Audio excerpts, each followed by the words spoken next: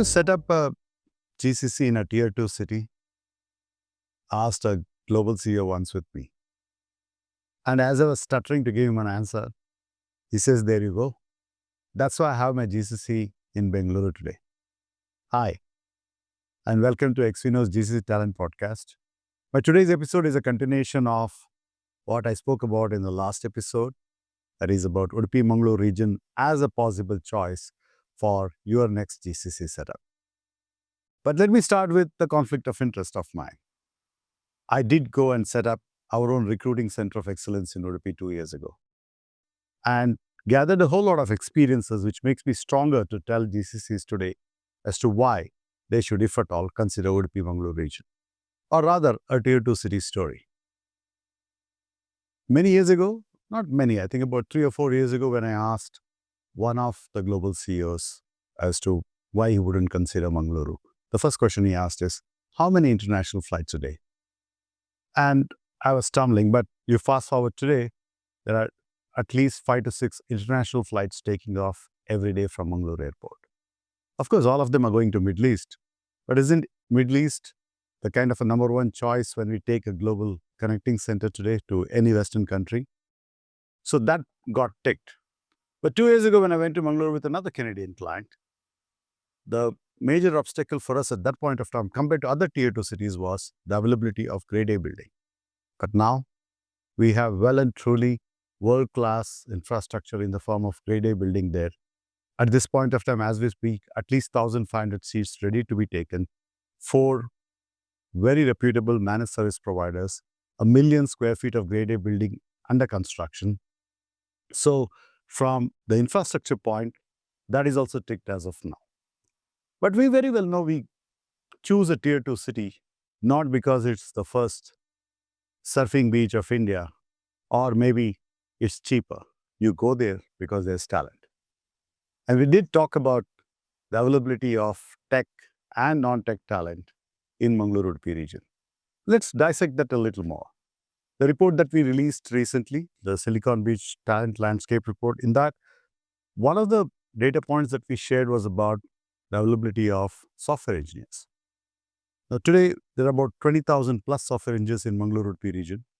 And it's also important to see what kind of a experience bracket that they have. Especially in tech, if you look at the 20,000 odd people who are there employed, almost 57% are between the 1 to 5 years experience range, which is typically what GCCs would hire as well to a reasonable extent. But let's say you want a little more experience. So about 23% of them are in the 5 to 10 years experience range. And about 12%, the 10 to 15% experience range. So if you club these three, 1 to 5 years experience, or 57%, 23% of them in the 5 to 10 years experience range, and about 12% in the 10 to 15 years experience range, I think it pretty much covers most of the people that you want to hire. You want to go a little higher? Yeah, about 5% of them are in the 15 to 20 years experience range. So in the tech side of it, it's pretty much covered. Let's say you want to set up a GBS. Do we have enough finance talent in the region who can possibly be readily deployed to your GCC? Yes, they too. I think if you look at the 15,000 odd people, close to 14,700 is the last count we have. 53% of them are in the 1 to 5 years experience range, which is typically your entry-level people that you would hire for a GBS.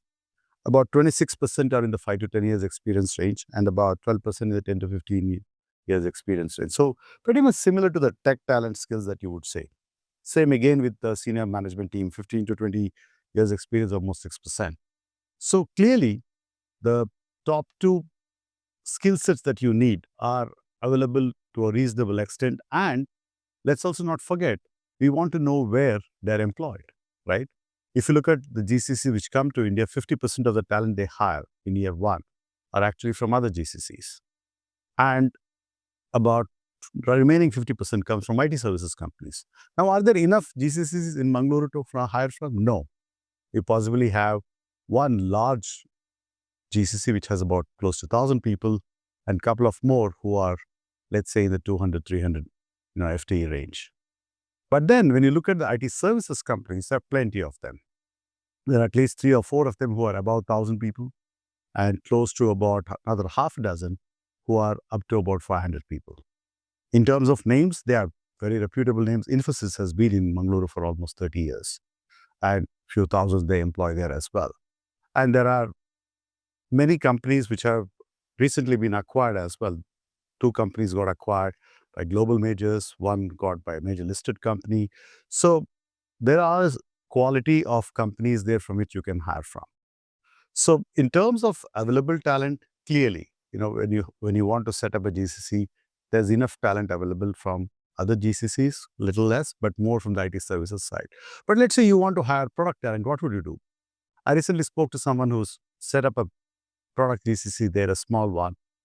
He shared with me that, look, he had to hire people from Bangalore, almost all of them. Of course, it's not yet reached a 3-digit stage. So when he hired, one thing that he looked after is to ensure that people had a Mangaluru connection. And then only he hired them to his GCC.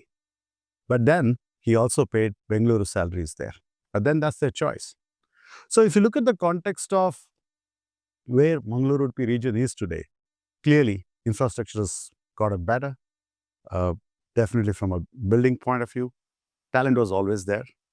And the scale of talent is much larger. I covered it last time. We have about 10,000 engineers coming out of Mangaluru Udupi region every year.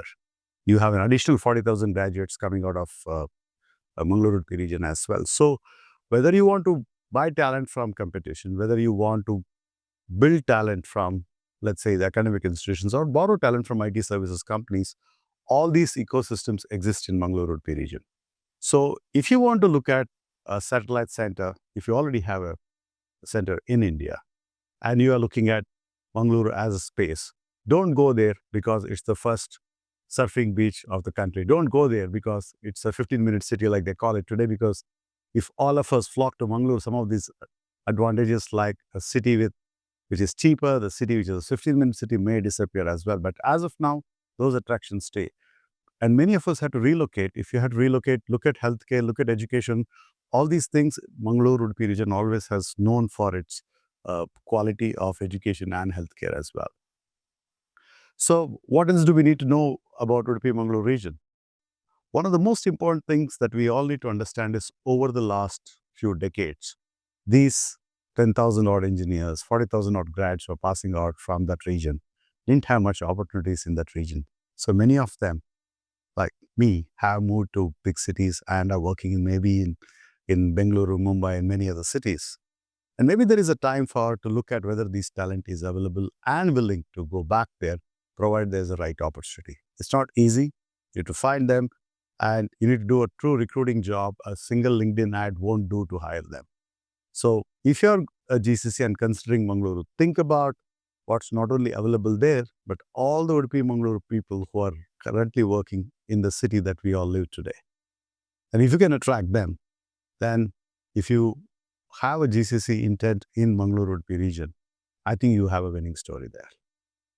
Thank you for tuning into my GCC Talent Podcast once again. See you next time around.